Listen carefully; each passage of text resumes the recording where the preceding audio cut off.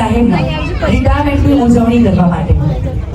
સાહેબનું જીવન માત્ર એક નોકરી પૂરતું ન હતું, પણ એક જવાબદાર અને સમર્પિત સેવા હતી. અને ગુજરાત વિધાનસભામાં ચીફ રિપોર્ટર તરીકે સાહેબે ઘણા વર્ષો સુધી પોતાની સેવાઓ આપી.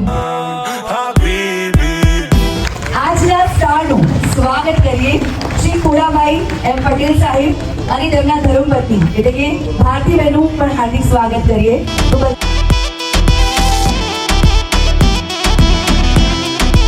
જ્યારે જરૂર પડે ત્યારે એમાં મદદ કરે છે. અમારું રેકોર્ડ કીપિંગ, ડિજિટાઇઝેશન, એમાં પણ એમણે ઘણું બધું કામ કર્યું. વિધાનસભાનો 1960 આપણે જ્યારે ગુજરાતની રચના થઈ ત્યારથી 2025 અને સર, હવે તમે કંઈ કહેવા માંગો છો?